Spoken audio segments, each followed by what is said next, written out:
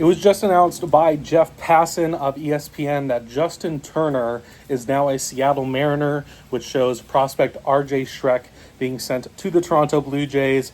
Hi, my name is Jake from RJ Trident. I appreciate you stopping by. This is a bit different than normal. I don't have the time to make a full video on my PC setup or anything like that. So wanted to make it this way just to kind of talk about the move and what this means for the Mariners, really. Obviously, very interesting move. It's a second move between the Blue Jays and the Seattle Mariners this trade deadline, the first one being Yimi Garcia, the reliever, being sent to us for Jonathan Clase.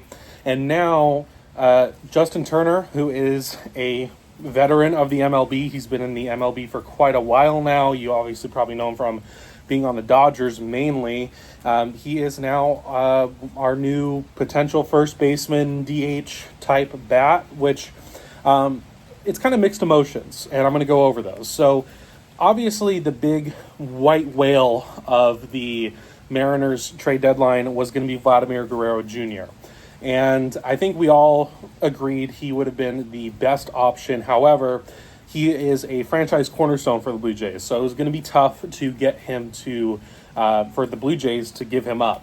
And we had the prospect capital to do it for sure, so if there was really any team that was going to be able to snag him away, it was probably going to be us. However, we knew it was going to be tough because the Blue Jays also have, I think, some front office people, including the GM, who are on either lame duck contracts or their jobs potentially on the line right now. So it kind of makes sense why they wouldn't want to part away with him, especially since they have him still through next year as well, along with Bo Bichette.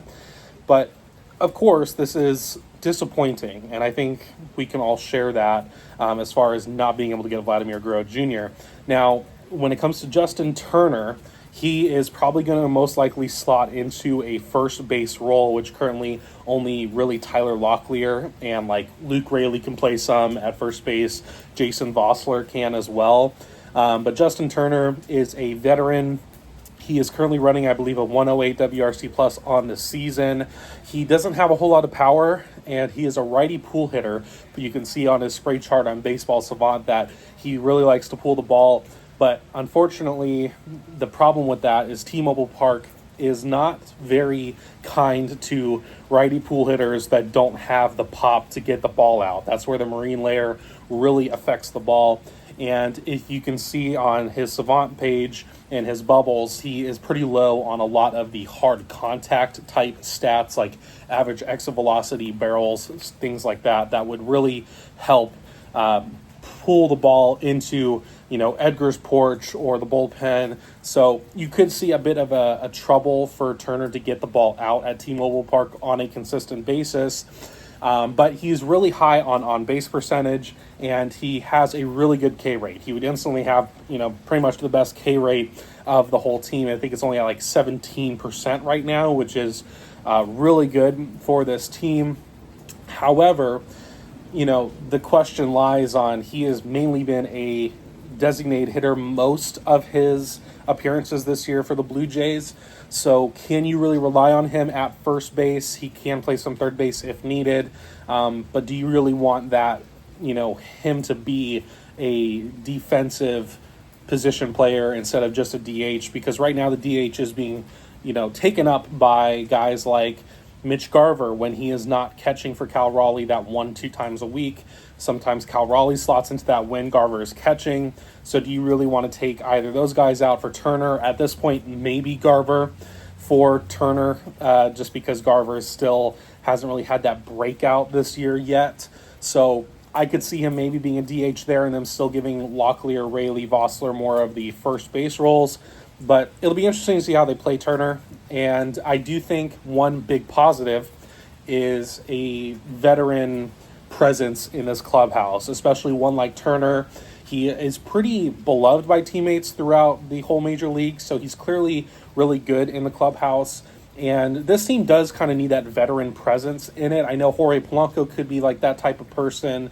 Guys like JP a bit too, but he's kind of like your Carlos Santana in a way, and I'm not trying to get people mad at me for comparing him to Carlos Santana with how much people loved Santana, but it's going to hopefully be that kind of effect, especially going on a playoff push, competing for the division against the Astros, having that guy to help push the younger players, which we have a lot of right now, even further to keep, playing their best. So, to kind of recap, big positives for Justin Turner is his on-base percentage, his K percentage, and his veteran clubhouse presence. Some of the downsides is he is like 40 years old, basically.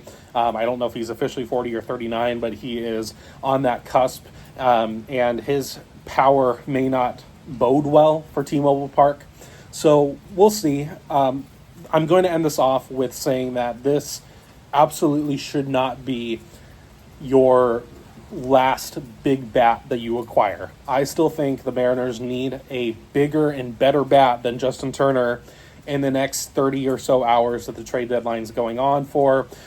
And if they don't, then that would be honestly pretty disappointing. Now, I've loved the Arozarena and Jimmy Garcia trades. I think they're going to be very helpful. And Justin Turner could have a positive impact on this club, but he is not a game changer. He's not going to be a needle mover for this team. I think they need still that needle mover and probably a, for sure, first base guy like a Yandy Diaz. I know Mountcastle is going to be hard to get. Maybe Lamont Wade Jr. from the Giants. I think they still need one of those three guys, and then, move Turner over to the DH spot more times than not. I'd be fine with that probably. But it'll be interesting to see how they go about it. I'd love to know your comments down below. Please like the video and subscribe. Helps me out a lot. Try to get me to 500 before the middle of August. That's my goal right now.